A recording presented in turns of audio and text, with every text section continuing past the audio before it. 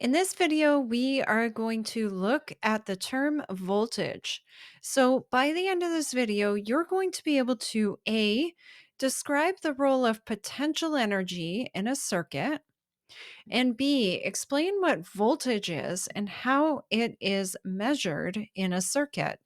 So, let's just jump right in to what potential energy is.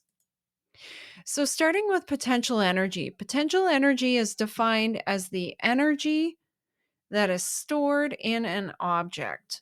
So, if, for example, we take an apple in a tree and we picture an apple hanging from a low branch on an apple tree, the apple has potential energy because of its position above the ground. So, if we look at apple number one here, it is a certain distance away from the ground. And so it contains a certain amount of energy that if that apple falls down, it's going to convert that stored energy or the potential energy into motion. Now, this apple, second apple up here, further up in the tree, has a much greater potential energy because it is higher up in the tree. So its stored energy is much greater than apple number one. So then, what does this have to do with voltage? Well, voltage is the difference in electrical potential energy between 2 points in a circuit.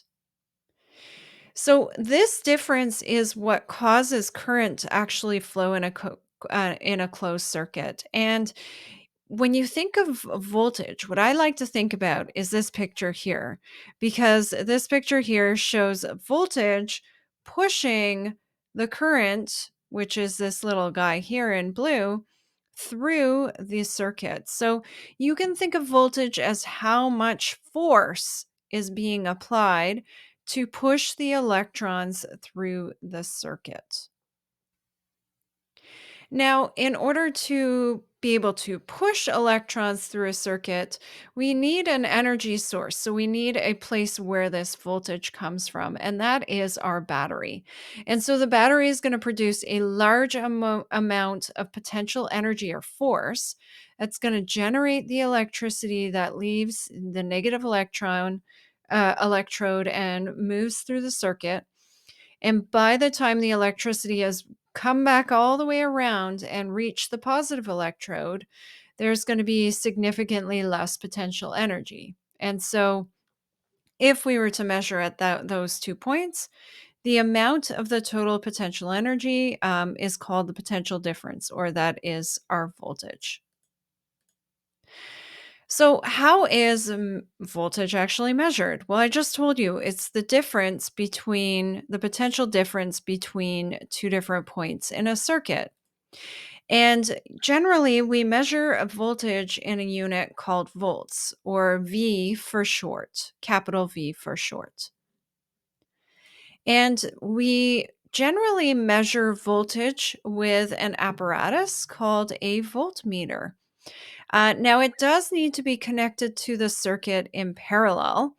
And we haven't quite visited what this term is yet in our course, but we'll come back to this because we'll see in other lessons how and why this matters. But essentially, we take our voltmeter here and we connect it to two different points in our circuit.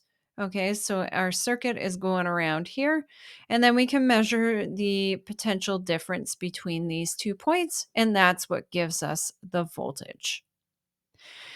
That's it then for this video. Let's move on to our next task.